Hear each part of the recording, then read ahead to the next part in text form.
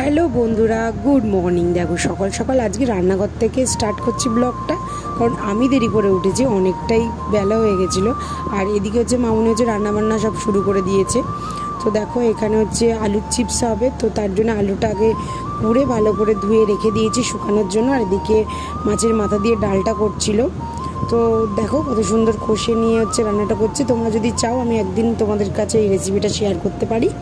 তো তারপরে দেখো কী কী রান্না হয়েছিল। এখানে মাছের ডিমের বড়া হয়েছিল, স্যালাড, আর হচ্ছে হালকা করে বাবুর জন্য হচ্ছে আলু কুচি দিয়ে মাছের ঝোল হয়েছিল, ভাত, আর হচ্ছে মাছের মাথা দিয়ে ডাল। হালকাভাবেই করা ছিল যে বাবু খাবে সেই জন্যে। তারপরে এখানে ছিল মাছ ভাজা আর ডিম সেদ্ধ। আর এখানে ছিল হচ্ছে সকালেরই সব রকম সবজি দিয়ে একটা তরকারি। তো সেটা হচ্ছে সকালে করা হয়েছিল, যে দুপুরে যদি কেউ খায় তো খাবে। আর ওইদিকে আলুর চিপসটা। তো দেখো সবাই একসাথে খাওয়া দাওয়া করতে বসে গেছি। ডালটা খুব সুন্দর হয়েছিল, সেটাই আমি মামুনিকে বলছিলাম। খাওয়া দাওয়ার পরে ঠান্ডা ঠান্ডা আইসক্রিম খেতে কার না ভালো লাগে বলো। তো তারপরে দেখো ঝমঝমি হচ্ছে বৃষ্টি শুরু হয়ে গেল।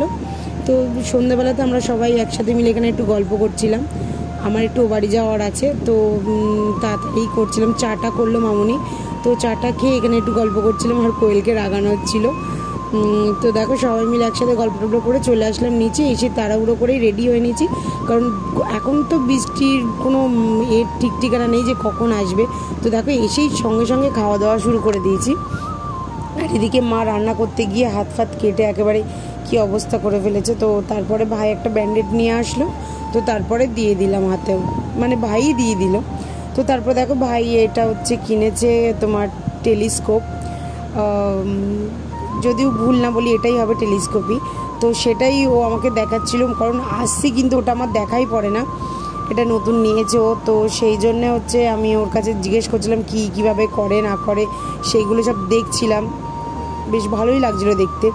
তো তারপরে দেখো রাতের ডিনার করতে চলে এসেছি। এখানে হচ্ছে বাবাইয়ের ফেভারিট, তার শাশুড়ি তার জন্য বানিয়েছে তেলাপিয়া মাছের হচ্ছে তরকারি, আর লাল লাল ঝাল ঝাল করে চিকেন কষা।